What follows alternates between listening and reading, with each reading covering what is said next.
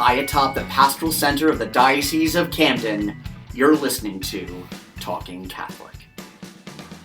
Hi, everybody, and welcome to another edition of Talking Catholic. I'm Jen Morrow, and with me today is Mike Walsh. Hey, Mike. Hey, Jen. How are you? You know, I was going to say, as always, here's Mike Walsh, but we have not done a podcast together in like a month. So. Yeah, we banked a whole bunch of them. I did one solo, and last week I turned over my chair to Michael Bress from the school's office. Now, just for the listeners, I want to point out that when Marianella and Mike kind of introduced the fact that Mike Bress was sitting in last week, it may have actually sounded like I either quit or got fired. As you can hear right now, that was not the case. But as I was listening back to the episode to make sure everything sounded okay before I put it up, I was listening to it and going, boy, I hope our listeners don't think I got canned. We've rehired you with a different title. Apparently so. But for anyone who didn't get a chance to listen to last week's episode, it was all about Catholic schools. I had all of our favorite guests, including Sister Rose DeFleury, who I don't think we've ever had on before, but she really knocked it out of the park, talking about what she deals with in her work as an assistant superintendent of schools. She was really, really good. But it's a great episode. Mike did a great job filling in, so I'm very thankful for that. Marianella, of course, was a wonderful host, as she always is. But yeah, we haven't been together in quite a while, so this is nice. Yes. You were on vacation, then I was on vacation. Yeah. You took a cruise. How was it? It was great. I'm not entirely certain that I'm a cruise person, but it was a very nice experience. The food was phenomenal. We walked so much, I came back a pound lighter, so that was impressive. Not a lot of cruise people say that. Usually it's the other way around. Yeah, fortunately it was a big boat, and we did lots of excursions, so there was a lot of walking around. But no, it was a great trip. It was probably the most relaxed I'd been in quite some time, so it was nice to sort of get away. And I've told this to you earlier this week, but there was a moment in it that I really appreciated, which was we had a balcony stateroom. And at one point in the evening, I was out there by myself, and it was pitch black in the ocean. I was just looking around and realizing that most of the earth is this, just nothingness. No other human beings. Had the ISS gone above me, other than the people on the boat, that would have been the closest human beings on the space station would have been the closest human beings. It was just kind of a cool experience. I love that. Yeah. Oh, and I forgot to ask you, did you see the Northern Lights at all when you were up in Canada? Sadly, no. Much like Canada and Maine, it was gray most of the week. So I also came back less tan than when I left. It was a very unique cruise trip. I kind of assume it's similar to what happens when you go on an Alaskan cruise. But no, it was it was a wonderful experience. I'm glad I did it. I don't know if I'll do it again. I was a little jealous of the people who were there with groups of friends. Right. Like I thought that was the right way to do it. So maybe next time I'll Shanghai some folks that can stand being around me for a week. Good. Well, it's a short list. We're happy to have you back. Oh, thank you so much. We're glad you were not let go. And yes. Welcome back. Did you have a nice relaxing vacation as well? I did. I did some hiking up in the Delaware Water Gap. Cool. And met some new friends, had a lot of good food, and did some kayaking. So it was awesome. Very, just wanted to get out in nature and enjoy the weather, and it was not 99 degrees. The day that we went hiking, the high was 81. I said, wow. I don't know how we got so blessed to have this weather, but it was fantastic. Nice. So it was a good time. That's awesome. Yes. Now, see, that seems more like what I would ordinarily vacation as. So I'm a little jealous of you, except for the fact that I got to do something I never did before. Yeah. That's my kind of vacation. Yeah. Kind of chill, except for the talking to other people. I'm probably the only person on the planet who's ever gone on a cruise and spoke to no one for 7 days. You definitely are. I met no one. I swapped digits with no one. Nothing. There was actually one point I was talking to so many people because we stayed at a bed and breakfast, and at this one morning it was kind of full. And I actually thought, Mike would absolutely hate to be that I'm talking to all these people because I know how quiet you are. To be fair, I think my husband was giving me the look that said, could you please stop talking? We're here for a reason, just the two of us. Well, see, now that's a different story. Now, as part of my wife's part of the vacation, she loves to talk to everybody. So she would go off and talk to the entire rest of the boat. And my son and I would just kind of hang out and not talk to anybody to each other. So we had a lot of bonding time. It was great father-son bonding time. Us surrounded by 4,000 people. Speaking about your son, didn't he start a new Catholic high school this year? That's right. He started high school. He's now at Paul VI High School. Started as a freshman, had his first day on Tuesday, and seems to really like it. Looks good in his uniform. So, he's happy. It was a pretty fun week this week with the Catholic Star Herald, and you as well, Mike, were at different Catholic schools throughout the diocese, as was Bishop Sullivan, for the first day of school, walking around some classrooms, seeing the principals and teachers welcoming the kids back. And even though Tuesday was the first day of school for many, and it was absolutely pouring rain, it didn't dampen the kids' spirits. Like, they were running through the rain, through the puddles. They were excited. So it was really sweet to see. First week of school is always fun for me. Most weeks I get to go everywhere the bishop is going. This week my schedule's a little messed up, so I was only able to go to one. But it's always a treat to see, and it was nice. So for anybody who hasn't had time to think about Catholic schools and Catholic education, this is a good week to think about it, either in supporting it, or if you've started in a public school right now, are Catholics, and you're unhappy with your public school education and you want to consider another alternative, I've highly encourage you to consider Catholic schools. It's a great place to be. And if you want to hear more about Catholic schools in the Diocese of Camden, check out the most recent podcast of Talking Catholic, when it was the entire schools department doing a roundtable. Yeah. So. And it genuinely was. I was actually annoyed at how good the episode was because I wasn't there. And I was like, oh, man, they really did a good job. It was really good. I may actually I got Wally pipped. I'm very close to maybe losing my job if I wasn't the only person who knows how to actually produce this thing. It's true. That's true. So what else we got coming up? What else we have? We have the Blue Mass coming up on Thursday, September 29th. You want to explain a little bit more what the Blue Mass is for the listeners? Blue Mass is a great mass that we've done every year. It's going to be live streamed again this year. It's at Our Lady of Hope Parish, St. Agnes Church in Blackwood, and it's where we have some time to bring together members of local police departments, the state police, first responders, fire departments. Everyone's invited, paramedics. Who can come, and it's an opportunity to show your spiritual support for our first responders. They also do a wonderful ceremony towards the end of it where there's a roll call of the recently deceased, which is always very touching. They ring the bell for each member. And it's a very moving experience. There's a lot of civic pride in it as well. It's great to see them.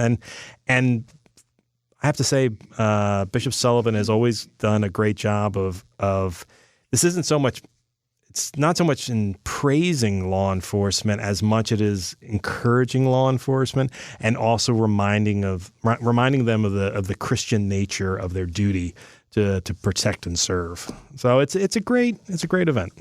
I'm looking forward to it. I'm excited to go this year. I couldn't go last year because it was on a production day for the Catholic Star-Herald. This time it is on a Thursday. It's on a Thursday. So I'm excited to go. Yeah, it's great. And for anyone who can't make it, it's one of the ones we always make sure to live stream because we know a lot of people are at work, but they might want to take part. So check it out on all of our social media channels. So before the Blue Mass, there is also something exciting coming, not in the Diocese of Camden. Okay. It is in the Diocese of Trenton from our good friends over at Domestic Church Media. It is a benefit concert for Catholic Radio, and that will be Saturday, September 24th at 7 p.m., and there are still tickets available. And the reason I bring it up is because that's who's on the podcast today. That's right. And even better, we're in their studio. It's very exciting. That's why it sounds so good, everybody. I know. It's very exciting to be here. So on the show today, we have Jim and Cheryl Manfredonia, who are the founders of Domestic Church Media, based out of Ewing. Welcome, and I was going to say thanks for being on our show, but thanks for having us in your studio. Well, it's great to have you here. Before we even get started, how many people know what being Wally pipped means besides me? You're absolutely right. As soon as it left my mouth, I was like, I am now old enough that I am using references that most people won't know. I honestly did not know that. Do you really not know what that is? Fly right over my head. But she graciously smiled. We'll show our age and we'll show our interest, I suppose. I smile and nod. Poor Wally pipped. No. But you know what? I'm not going to explain it. Everybody Google it. Google Wally pipped yourself. and you'll find Myself out. included. Yeah, sure. I'm clueless. Thank you, Cheryl. No, I It feel has like I nothing have to to. do with Leave It to Beaver. Has nothing to do with Okay, that was my first guess. It's a No. baseball Guess. reference from back in the day. Oh, I totally wouldn't know that. Somebody who ended up becoming a Nope. great. Oh, you Make Okay. people look it up. That's right. Thank you. heard it. Wally Cheryl said you Pipp, P-I-P-P. Look it up. Okay. All right. I'm Wally writing it pipped. down. Thank you for having us. Thanks for coming and gracing our studios. Nice to have you here.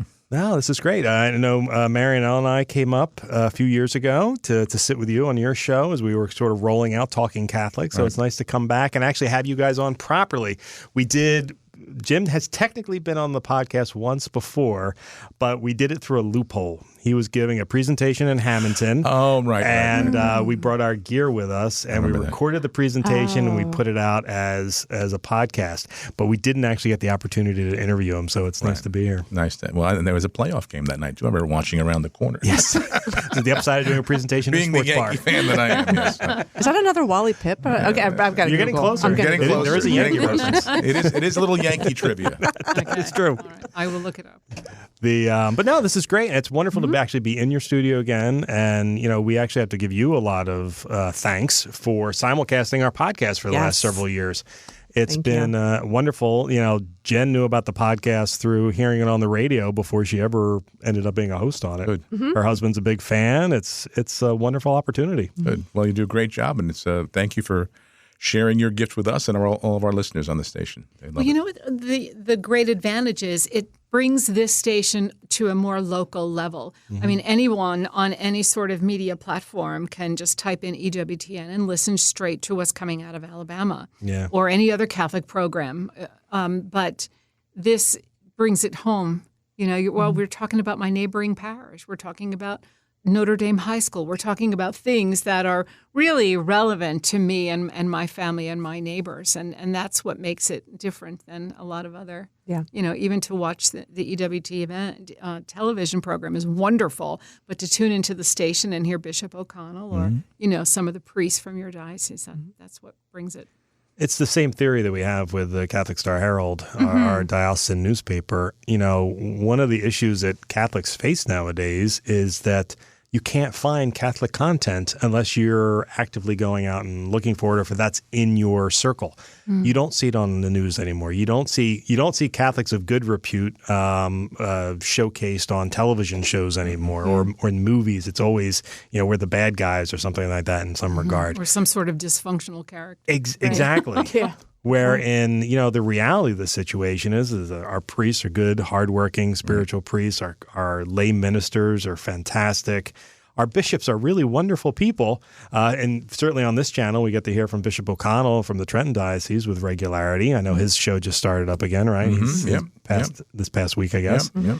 And, having that ability to hear and see Catholic leaders, and quite frankly, in our case, common parishioners like myself, being spotlighted and highlighted for what they do in their community is great. So that's why entities like Domestic Church Media and our outlets are so important. That's why I always tell, anytime people say, your numbers aren't that high, right? So ours is a diocesan platform. We only expect locals to look at it.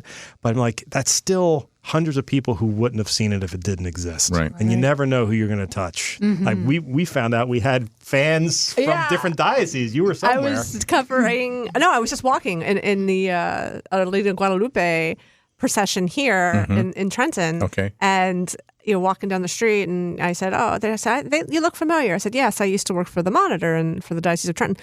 Oh, yes, that's right. Well, do you have a show on right now with somebody named Mike? I'm like, Mike Walsh, yeah. Oh, we listen to that. We listen to him all the time. He's on Domestic Church Media. Oh, he's funny. And I was like, wait. I texted Mike. I was like, I think I just met a groupie. Yeah, right. There you go. And now with technology, and because we utilize everything we can with the Amazon Echo and the Google Home and I mean, we're literally going around the world, and we hear. I remember with the Facebook and YouTube, anybody around the world is either listening, watching, and you never know. We've gotten feedback from India. We've gotten feedback from other countries. So, that's we're doing exactly what our Lord commissioned us to do before you send it into heaven. And it's great for travelers, too. The former priest secretary to our bishop, Father Michael Romano, he is currently stationed at the NAC in Rome, and he says he listens all the time just so that he can keep up to date with what's going on. And I also think to hear a Jersey accent every now and again, which is nice. That's right. So before we get too far along, though, we wanted to talk about your event coming up. Yes. It's still at the top of the show because we were very excited about it. Well, thank you, first of all, for helping us get the word out, and then we appreciate it. A lovely article by Lois Rogers in your paper. It's September 24th up here in Lawrenceville at Notre Dame High School, 7 p.m. we had to have another fundraiser, a fall fundraiser, because that's how we exist. We're all listener supported, and we have our radiothon every spring. I didn't want to do another. I don't like to do 2 radiothons, so I said let's do something different. I've been asked. I'm going to say over the past few years, people who have heard me sing why don't you do that for a fundraiser? And I was nobody wants to come see that. But anyway, so I kind of gave in. I said if I'm going to do it, I'm going to do it right. I've been singing for 50 years, and I found a great 19-piece orchestra, big band, and I got all the Sinatra charts, all of his arrangements, and it started that way. And then we invited our daughter Angela, who's living in New York and sings, and she's going to open the show. She's doing some Liza and Judy Garland and Barbra Streisand. Yeah, I always say she should have been born in the 40s. Yeah, she loves the music. Loves that music. And she does it well. So she'll open the show. I'll do my Sinatra stuff. And then she and I will do some stuff together, a couple of duets. But initially, I asked Cheryl to come out, and who's a lovely piano player. That's how I found her and met her. To come out and do what we used to do back in the day when we were first dating. We used to sing in little clubs and bars and saloons, just piano and vocal. And so we said, okay. But then as it turned out, the woman who plays piano for the band can't be there that night. So Cheryl's sitting in with the big band all night. She'd be playing, getting out her jazz fingers and doing a lot of. So it's going to be a nice event. It's going to from 7 p.m. September 24th. This September 24th at Notre Dame High School, and which is a beautiful auditorium with the cushioned seats. And if you've been there, because it's so close to the diocesan offices, they have a gorgeous auditorium, and they'll have their team of students, helping us with seating and all those other things. The high school has been very, very gracious and welcoming and helping us all along the way. There'll be lighting and sound, and Jim left no stone unturned. My tux is all pressed and ready to go. Yeah, Nice. Hey, it's Frankie. That's right. Yeah, it's high class. Well, we laugh, but we talk about. I've been singing myself since I was a junior in high school. But in the late 70s, early 80s, I would go see Sinatra. That was my friends were going out to see other, groups and rock bands. I was going down to Atlantic City to see Sinatra in Carnegie Hall. I saw him. We saw him a few times. We saw actually when he did one of his last things he did in 1988. He toured with Liza Minnelli and Sammy Davis Jr. and Sinatra, the three of them, and we saw that show. We went. He came. We were in Arizona at the time, but we went and saw him there. And so I've always been a fan, and I always loved singing his music. So it's going to be a lot of fun, and we just encourage people to come because every penny spent on tickets comes back to Domestic Church Media to support us. That's the whole purpose of it. Yeah. We had a family who has underwritten all of the production costs, so that's all taken care of by a generous donation from a family. And so all the proceeds from the concert come back to help keep our stations on the air, and that's why we're doing it, really. And we're getting a kick out of it, too. Yeah, we are going to have a lot of fun. But, look, you're supporting the radio station, but you're going to have a fabulous evening. It's a fundraiser. It's a fundraiser. That's right. And so many of us for the last 2.5 years, we haven't had the opportunity to go out and hear live music. I think now things are really picking up. At least I know, we live in Bucks County. A lot of the parks have their gazebos and the bands have been playing. So things are picking up. Over the summer, we seem to be approaching more normal than ever. Yeah. And to me, it's does feel like a little bit of a family reunion because we know a lot of the people that are buying tickets are listeners. We write to them, we email, we might have a little on-air phone conversation with many of them, but we've never met. And so we're going to look out and see the faces of all those people that we're sitting in the studio looking at the blue walls and the microphone, trying to imagine these faces that are home listening on their radio or driving in their car. Well, now we're finally going to be all together, and it's just one big happy family. So and the band is great. The big band is nothing like a big band. There's nothing like a big band. Yeah. And they're 19 pieces, and we've been rehearsing with them, and they're fun guys. They're a lot of fun to be with, and typical musicians, and we just have a kick. It's a hoot. We have. Like I said, I went out and I got all the Sinatra charts, all of his original arrangements. So. And these guys, and Cheryl will tell you, because I don't read music, but Cheryl's the musician in the family, that these are not easy charts. Sinatra sang in very, very odd keys. Yeah.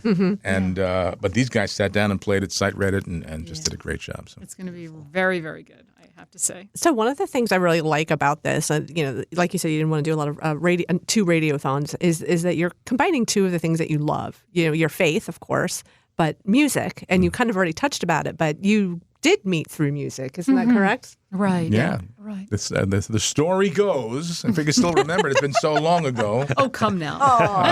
Well, we'll be married. It'll be 38 years that we met and 37 that we were married in December. So Jim placed an ad looking for a pianist. I was singing in clubs, like in Jersey, and got a very good friend of mine who played the piano for me for many years decided he was offered a job at another restaurant playing 5 nights a week, just solo piano. So he said, I got to do it. And I need a piano player. So I put an ad in the local paper up in New Brunswick and got an answer. And the ad appeared on December 8th. It appeared on December 8th. Oh. And Cheryl, a couple of days later, answered the ad, and I said, well, come and audition for me. So a week later, she came to the club where I was singing, and I had some music, and I put it down in front of her, and I said, it was Embraceable You, I think. And she started playing, and I started singing. I said, okay, this sounds like it might work. We and might then make I said, music. I'll get back to you. And then over Christmas, you had gone to visit your family in Oklahoma right. for Christmas, and then I got a card in the mail. Thank you. At the time I was using the stage name James Morano, Dear Mr. Morano, she said, it was such a pleasure to meet you, and thank you for the chance to audition for you. How many other auditionees did you have? Nobody. I had nobody else. We never talked about this. Hey, listen, we in my line of work, we always talk about the power of the Holy Spirit helping things go along. There you go. That's right. You didn't need more than one. You just have to be open. That was it. Right. So that was December of '84, and then we were married December of '85. Right. So we started playing, and it was all about the music. And then finally Jim said, why don't we go to dinner and not talk about music? I mean, that was the thing. We had this common bond. We're working together, but is there anything else in common? Can we get along and find other areas of interest outside of this working together musically, and really, really just hit it off. And we hit it off. We sat down and we were talking about everything but initially music. And there for a few hours, and the bartender who owned the club came over and he said, so have you guys worked it out? And Cheryl says, oh, yes, we're getting married. Well, he fell off the bar stool. Whoa, sweetie. I just want a piano player. Perhaps I had a little drink at that point. But anyway, it all really, really worked out. And then as we started our life together, I'm, of course, involved in sacred music. Mostly what I do is church music. The next thing you knew, and at my church, Jim and I were playing our Saturday night masses. So for almost 20 years, we did music ministry in the Catholic Church. So with again, a little swing to it. I bet. No. But I mean, the music has always been like interwoven in all that we do. But it's lovely to give that witness of family. There was a time when all 3 of our children were involved with us, and people would look up and just see, it's so nice to see a family doing something together. And we didn't think anything of it. No, but just who we were, Maybe it was just a novelty, but to give that witness, Absolutely. And you could be Catholic and you can have fun. you can have a good time and enjoy life. The Lord wants you to be joyful. And this it brings us, music has always been. And this, like I said, this concert is going to be something for, so it's a bucket list item for me anyway, but to sing with the band and just put on a show. It's just, we're looking forward to it. It's going to be, and it's going to be a great show. It's going to be, we've been rehearsing and I'm trying to be humble here, but it is quality. It's good stuff, so. Jen, your husband's going to be there, right? Because he's such a huge fan. We're gonna make sure of that. Pretty sure of it. Okay, that's what So I like. if you're listening, So I hope your calendar is marked for September 24th. I will give a plug for the website, so your listeners can go check it out. Go to our website at domesticchurchmedia.org, and all the information is there about the concert and how to get tickets and stuff. So it's domesticchurchmedia.org. Yeah. Thank you. Oh, you're very welcome. We were very excited when we saw it in the paper. As a matter of fact, or I guess I must have seen it on Facebook or something. And I remember turning to Jen and saying, "Hey, I think we need to promote this in the paper because they've certainly done a lot of great things for us, and I love great music. So that's actually I'm rather jealous of the two of you with your musical background because I learned how to play as a kid at the piano, and I just never stuck with it. And I've always lamented the fact that I didn't have more of musical talent. So I love being around people who are good musicians. So Well, I'm just a singer. I'm not a musician. You count. Can't read a note, but I can sing. I can't carry a tune. I'm jealous of that too. Okay, I'm jealous on all respects. Well, we know not to bring you up on stage. Though. There you go. Yeah, don't do that. So if I convince Bishop Sullivan to go, he knows how to sing a great Irish tune from time to time. Matter of fact, when we used to have, before your time, Jen, we used to have Christmas concerts every year, and he would always go up and sing one Irish tune while he was there, and it would bring down the house every single year. It'd be a different one, yeah, but it was great. He's a good Irishman. He knows how to carry a tune. Oh, that's fabulous. Yeah. We have to bring that back. It's funny because you guys were talking about how this is going to be your first opportunity in forever to really be with your listeners again. Mm-hmm. You know, that's been the best thing for us. And, you know, we're about to celebrate. This might actually be, we may be recording our 300th episode right now. Oh, really? If not, it's 299. It's very close. And I have been wanting to do another, like a live meet and greet, live broadcast recording. So we really have to get on that, Jen, because I've been talking about it since the beginning of the new year, and I haven't done anything with it. Yeah, get on that, Mike. I'm just glad that I love it when we record in the vault, but it's also really exciting to me when we get to travel. Mm-hmm. So I really loved walking into your studios today. You know, my 5 years in the Diocese of Trenton, you know, I worked with Emily Italia, who of course has been on the show. I mean, been on the station with her own show, and so I was like, I'm going to domestic church media today. I gave her a call, and I always felt like I was like, oh, Emily, she works at the radio station, so I was like, go to the radio station. So it's really great to be Both here. Welcome anytime. Yeah, anytime. we hope you weren't disappointed at our. Not at all. Not at all. I already told Mike. Fantastic. How can we get some of these big countdown clocks in the vault? Well, that's the irony is I've been actually wanting to build things similar to this, and our problem, I have the money for it. I have the will for it. What I don't have is the location for it because we need to build it in the building. And where we are in downtown Camden, we don't have a lot of space to grow into a space. Mm-hmm. So I've been threatening to remove entire departments, but put them elsewhere. Yeah, give them a closet somewhere, and I'll take the space. I don't have a lot of friends. They're always worried about us. Speaking about the studio, I'm looking over here on the side, and there is. The beginnings of a TV studio over here? Yes. Well, again, you're too young, but that's Johnny Carson's desk. Mm-hmm. That's his original desk. I had a replica made, so that I always wanted to do a talk show, a late night Catholic talk show. So we have the set, we have the cameras, just don't have the show yet. That's all. But it's and a camera person, right? I mean, is that these three cameras, they're all remote. I mean, you can remotely control them from the other side of the studio here, the producers area, and so you don't need a lot of people, but it can be done, and that's one of my hopes is that eventually we can expand in that. We do have a channel currently. It's not public yet, but it's private. But we have a channel on Apple TV, Fire TV. Android TV, 4 different platforms, just no content. So, so hopefully, we can do. That's where it's going. I mean, radio is great, but radio is changing, and what even television is changing. There's more streaming now than there is cable. Yeah. Right. So that's where it's all going. And then I figure, as Catholics, especially as Catholic media apostolates, we have to be on top of that curve and make sure we're going to be. Where I remember we laugh now, but about 8 or 9 years ago, I had at one of my board meetings, I brought in the little Amazon Echo device, and nobody really was familiar with it. I said, we have to be on this because this is what people are going to listen to. Yep. And we are, and now I have one of those little Amazon Echo Auto things in my car, the size of a credit card. That's what I listen to. I have a radio, but that's what I listen to. But even in the kitchen, I'm cooking or cleaning, and I'll say, Alexa, play domestic church media. And you say, Alexa, play domestic church media. So anybody who has Alexa right now, that's right. That's right. That was brilliant. Yep. Yeah, that's a good one. Which case, also, by the way, you can say, Alexa, please play Talking Catholic. So we're on there too. There you go. That's good. And we have to be able to reach your audience, and that's where they are. You have to be there. But with the children, the young people today with social or media communications, computer, IT, all that, this is for them. These are for these techie young people that like to dabble in the field of radio and TV. Because it puts you on an even plane. Even using the platforms that we use with Amazon and Google, and it used to be okay. So our main station in Trenton, where we are right now, is a 6,000 watt radio station.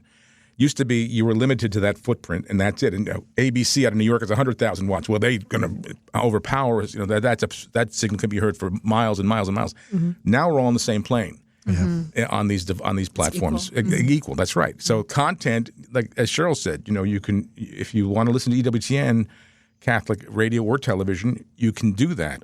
You don't need us anymore. Yeah. You can do that anyway. Yeah. So we need local, like you said earlier, we need local so that people can identify with, and hear about their parishes, their dioceses, their bishops, their priests, and their community. Mm-hmm. So that's what I'm hoping, even with our streaming channels, will do. Is that it's something, it's a different product that you can put out there, and you only get it on our channel. Mm-hmm. So that's my prayer, but. No, you're absolutely right. That's, all of our Talking Catholic, videos, we make sure that those are on a multitude of platforms. And as new platforms come out and hit the mainstream, I try to gravitate towards those as well. So you can now, our next season of Talking Catholic YouTube shows, really video shows now, because we're not just on YouTube any longer. They start the first week in October. So Donna Ottaviano Britt will be back on. And fan favorite Lex Kiefer will be back. And, Carrie Janice, of course, our fellow co-host on this podcast, she'll be back. And she's got a new job now with, she's now at Rowan Catholic Campus Ministry, working with the young people at Rowan University.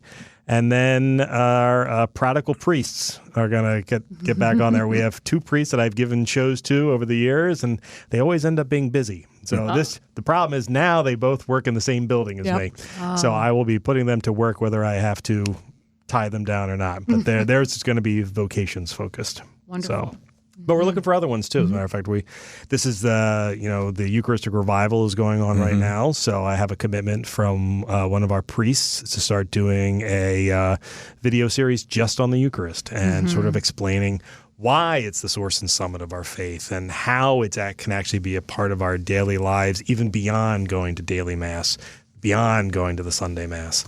How everything we do is sort of emanates from that and what it is. So, I'm looking forward to that. But to your point, you need all those different opportunities, and you need those voices. Right. Yes, Bishop Barron does a great job, and Father Mike Schmitz does a great job. But there is something to be said for hearing from local people that you can actually then go to that parish or have an interaction with them. Mm-hmm. I've been able to interact with Bishop Barron and Father Mike Schmitz once each, and it was surrounded by 1,000 other people in an auditorium. Yeah, not quite the same thing as being able to go down the road to talk to the personal level. Exactly, to the priest you saw on, or the youth minister or whomever. Right. Well, think about radio when I was growing up, and we would listen to, because you lived in the area as well, WCTC in New Brunswick, which was a local New Brunswick radio station, and you'd listen to that more than you would to ABC out of New York or any of the bigger stations, because it was local news, it was local personalities, local stories, and that's where we need to go back to that. Everything is so widespread and universal on these platforms that you look for that local stuff that happened. Right. I'm not going to cast disparaging remarks, but a local station here in Philadelphia that we used to watch the 10 o'clock news, which was local. Now all of a sudden it's national, and with a little bit of local here or there. We don't watch it anymore. I don't want to see that stuff. It's a window to the world. I said, I care about what's happening in Europe. But I mean, I turn on the news to see, what was that big accident that I saw on the 95 or whatever it is, your local weather, local stories. With that in mind, I gave Jen a book to read this summer, which I'm 99% sure she hasn't finished yet. But it's called The News Hole, and it's all about mainstream secular press and what's happened to it over the last 5-6 years, 10, 20 years actually, and how that it's not so much the loss of the publications, but it's the loss of the content that was in that. Yeah. Even on our own local newspapers, you're not going to find any relevant local information. You'll hear big news, but you don't hear about school board meetings anymore or municipal conflicts or anything like that. It's all blood and guts or financial or international and national. And so we're losing all of that information. Well, the only way to get that information is through entities like ours, where we can send out that local information. And dear listeners, and my own listeners, and to the Domestic Church Media listeners, that's where your value is by listening to this and then spreading the news that you hear, and letting other people know that they should tune into us from time to time. Right. Particularly to your point, Jim, that we're available anytime. And feel free to turn us on at 3 a.m. Right. Can't fall asleep? Listen to one of our shows. That's Listen right. to Mike's voice. Yeah, I'll keep you awake. That's it. But to your point, Mike, you're correct. I did not finish the book, mainly Thank you. because I lived that. I was in secular press and what it was doing is going hyper local, because you couldn't compete anymore on the world and national news. By the time a paper hit the stands, it was already on the news, and at that point, just when media and social media were really taking a new evolve. It was already old. Right. So they had to go hyper local, and that was, part of the solution. Yeah. And, the problem is now it's gone the other way. The newsrooms have gotten so small that you don't have the hyper local anymore. Now you just have the national, because they have one of my favorite newspapers in South Jersey has 2 reporters. That's it. To cover all of South Jersey, 2 reporters. Yeah. But it's also, to your point, Cheryl, if we're only looking at the world view, which we absolutely should, not saying that at all, then you miss that one-on-one interaction with your neighbor, the person at the school board. Right. And then once you lose that local connection, how can you even participate on a national world level if you can't even be nice to the person next to you? So it's all connected. As church, especially, you want people, and this is what we see great benefit in this when people tell us that they're so happy they listened because they heard about something happening at a particular parish in the area, or I found out about a retreat you guys talked about, or I heard Father so and so and I love him, and so it really pulls people back in and makes them want to be a part of what we're doing here. And as Cheryl said, you still have fun. You still have a good time. Look, we're just real people. We're not. I'm not a theologian. I don't have all these advanced degrees.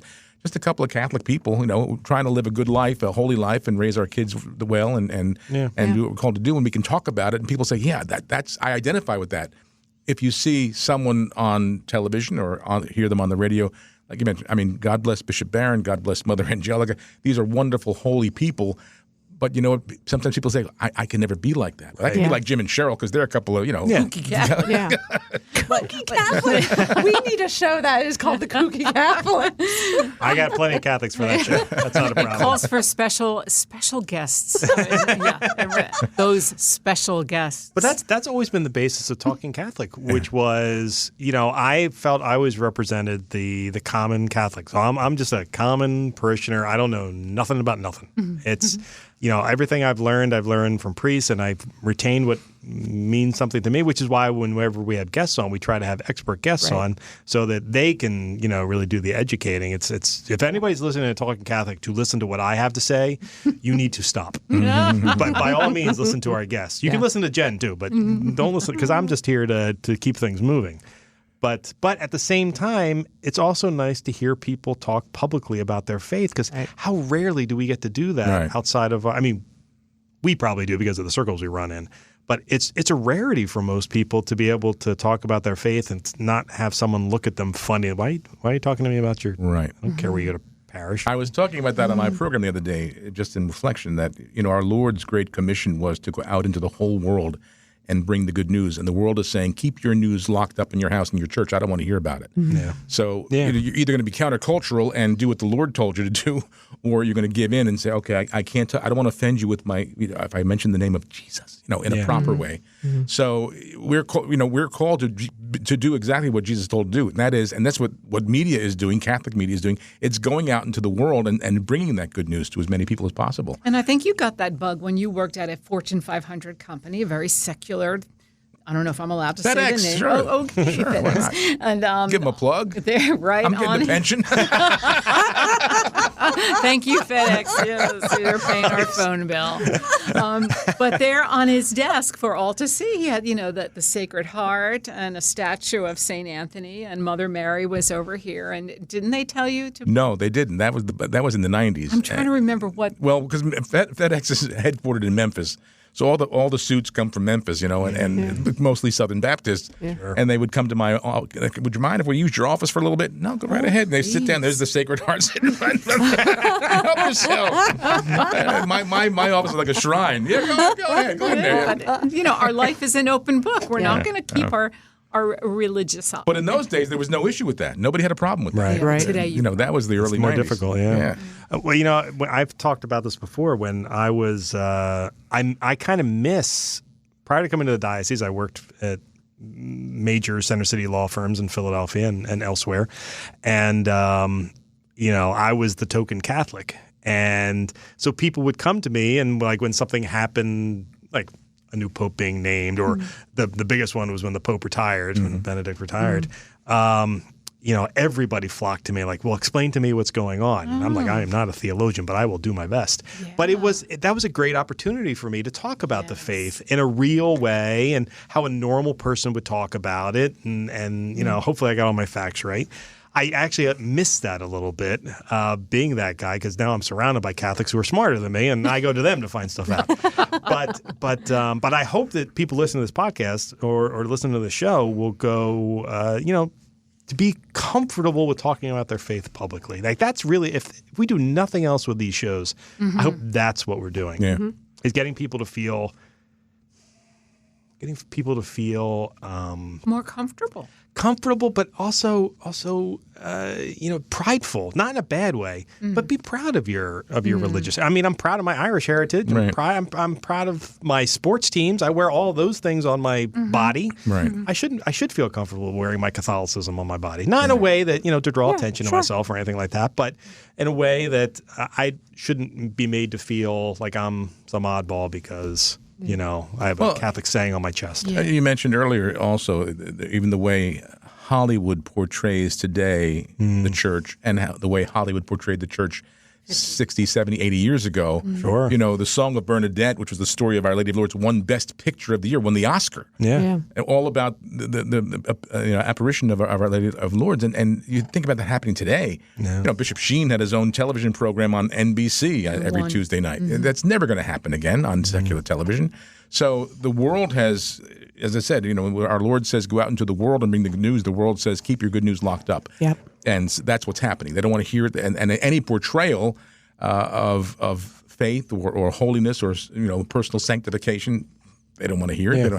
And even the name of the Lord is only heard in vain. You don't hear it spoken of it reverently on television or in the movies. So it is. We have to fight that and go out and be who we are and share that faith and share that and good not be news. ashamed of who we are. No, not at all.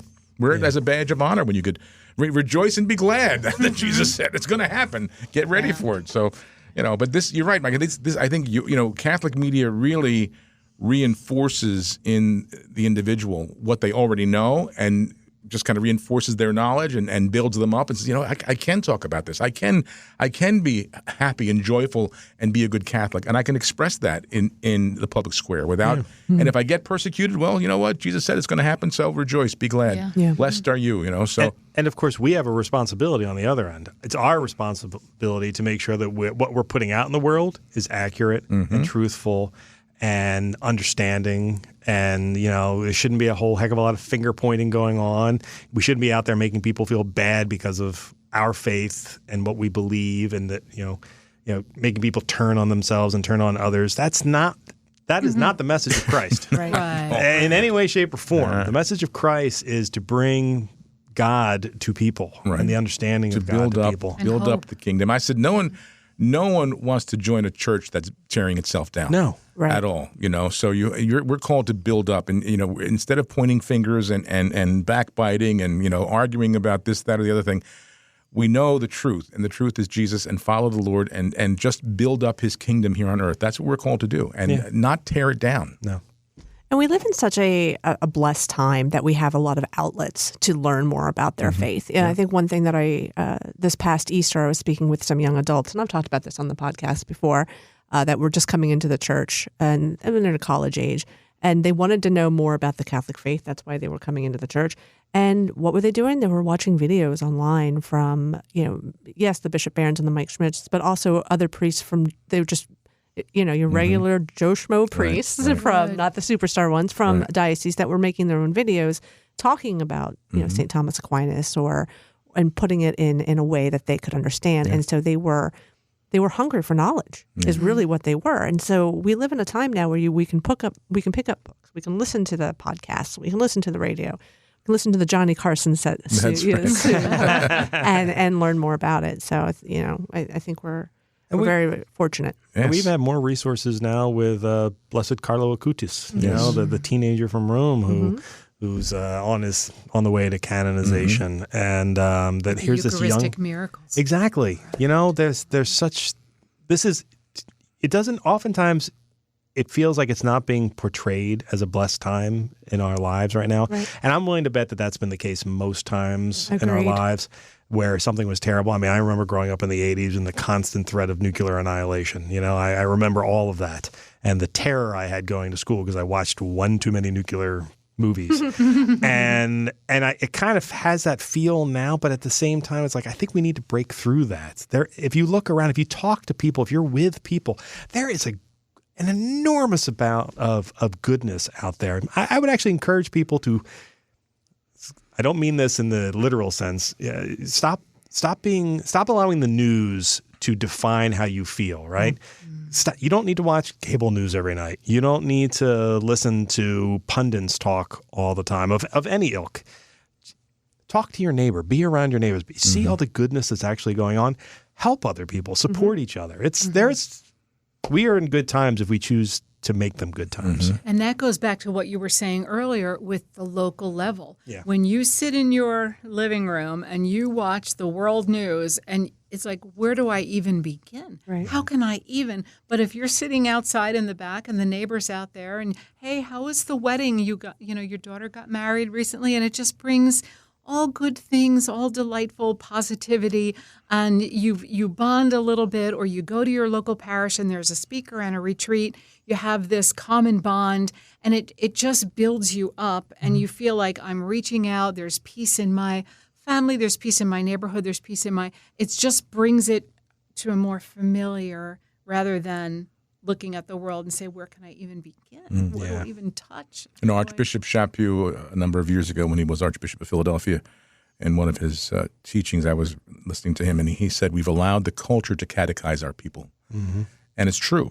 People, if you watch late night television now and these late night talk show hosts who bash the church, people believe that take it as truth. Yeah. They think that that's what the church is like because, one of the Bill, who were these hosts? I don't even watch it anymore. One of these late night hosts said it. And that's unfortunate because people are buying into that lie. As Archbishop said, we're allowing the culture to catechize our people. And poor catechesis. Yeah. You're absolutely right. And I have to remind these people all the time. People in my own family, I'm like, they'll tell me what they saw on TV the night before. It's like, you understand that person is getting paid to say that so that he gets people to watch it and they can get advertising money. Sure. That's not truth. That is, you're getting a packaged show. It's like watching the Marvel Cinematic Universe. It's Iron Man is not flying in anytime soon, and I love Marvel shows, but I know the difference where the truth and the story lies. Yeah, exactly. So in the Diocese of Camden, one of our parishes, Sacred Heart, is their pastor and the parishioners. They're actually going door to door with some cards, a little bit more about the Catholic faith and through the neighborhoods. And I think they've done that twice over the summer, and they're getting ready to do it again. And that is wonderful. I was speaking to him the other day and asked how it went. He said, people, you go to the door, people open, they actually are talking. Yeah. And I was like, wow, I was surprised to hear that. But then a week ago, I live in Ocean County, somebody came to our door to knock on the door. They were Jehovah's Witnesses. And we let them in. We sat on the front porch and we talked about faith for 20 minutes. They were talking about, faith from, their point of view, and we were talking about ours. But guess what? 20 minutes later, that's faith sharing. Sure. Okay. Yes, So we yes. have different points of Agree view or here and not. there, Right. but we were having great conversation. Discussion. And and they left, and I said, before the gentleman left, I said, you made a point in there that I've actually never heard somebody make before, and I have to go think about that, And he was like, well, and thank you for teaching us a little bit more about, Turns out there were 3 more Jehovah's Witnesses in the van outside. And then I was like, wait, you've been in here for how long? And I was like, we should go bring those guys some water. So we gave them all water. But, and they're going to come back. They said, would you be willing to, sit down and talk again sometime? And we're like, absolutely. Because it was just, it's not every day you open the door and somebody just wants to say something nice. Right. Exactly. Right. And we've lost some of that art of discussion. Yes. That's true. It's just an argument, We know not that. discussion. Yeah. Right. Yeah, the ability to have a discussion where you're not on the same page, but you don't end up throwing bombs at each other. You don't have to pick a fight. No, you're right. I love people around me that have a difference of opinion. Me too. I disagree with everybody on all my colleagues. 99% of the time they're wrong, but Also I true. love having the conversation. Wait, with wait, them. Jim hold loves on. I didn't agree. I said that's true before you said the wrong statement. So I take that back. Jim loves when they come to our door. I thrive on it. Yeah. Well, our kids were little at the time, and there was the local Baptist church, and there were young people doing it. They came and they started talking. I had my kids there, and I went out on the porch, and of course we were going back and forth on various issues. And then the pastor comes over. He steps and he starts talking. And then, Let me see your man. yeah.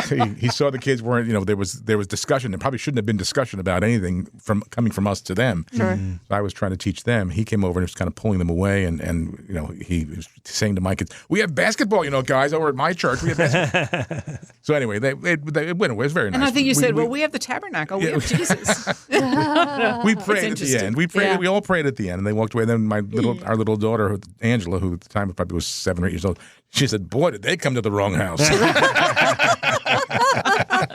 Because you could go point by point. Because I listened to Catholic radio. There you That's go. We why. have to be That's the equipped difference. with our I knowledge. was able to answer things. Yes, But it was a discussion. That's right. Not, There was we were yelling not. match. No, And that's what's important. yeah, it was exciting. I love all of our other faiths. It's funny. It's funny. The Jehovah's Witnesses are, notorious or famous for that.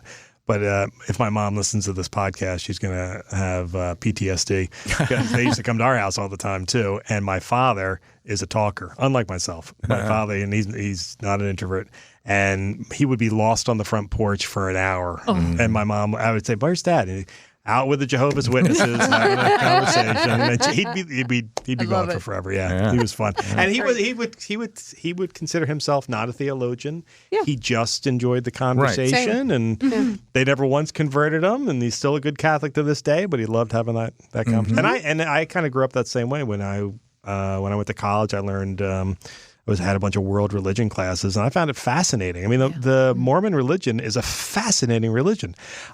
1/3 of it I have no connection to because of their third book. But to hear how it developed and stuff like that, it's fascinating. I'll never be a Mormon, but I think their new cathedral in Philadelphia is an amazing piece of architecture. But And the I'm not going to Osmonds. be a Mormon. And the Osmonds, Yeah, of let's course. talk about Going back to music. You know what? It comes full circle, doesn't it? Wait, where did Johnny I thought I'd Carson start stand? with- That's right. What was his faith? The funny thing is, I watch the old shows are on Antenna TV, the old Carson shows. Yeah. And you watch them, and all these big names, big stars come out. You don't know at all what their politics are. Nope. It's point. all just having a good time, talking, laughing, maybe being silly and maybe being a little suggestive at times. But you have no politicians being bashed, Making no any party. kind of a statement. You have no idea what their faith is. form. Maybe if Don Rickles comes out, he might be a little different. Well, yeah, that's a different. Always my favorite comedian, by the way. Right. Always my favorite. That's comedian. right. That's right. Yeah, but that's true, and I remember those Carson days back in the day, and I loved it, and it was a different thing. Now, it's I used to enjoy watching late night shows up until about 2015, maybe. Yeah. And the last late night host I liked was a guy by the name of Craig Ferguson. He did the Late Late Show on CBS. It was a Scotsman, but he eventually became an American. But he was that style. It was never about pointing fingers. It was never about he'd make fun of himself. Yeah. Right. He'd make fun of everybody was silly. an open target. Right. It wasn't just one. But at the same time, there was a line he wouldn't cross, and I loved that about his show. I lamented when that show went off the air, and that's been the last one since that does it like that. Because they're not entertainment anymore. It's all political stuff. Yeah, exactly. It's just anger and finger pointing. So we got a minute of our show left to go. We want to give you one more plug for your concert coming up on the 24th, 7 p.m. Where can people go? Lawrenceville. Go to our website, domesticchurchmedia.org, and all the information there. It is September 24th, 7 p.m. at Notre Dame High School in Lawrenceville. But check out the website, domesticchurchmedia.org. That's right. Thank you for this wonderful Yes, thanks for conversation. having us. No, thank you for letting us come up here and use your equipment. I hope our listeners will appreciate the fact that this will be the only episode that sounds great. But Every show sounds great. Jim does a great job.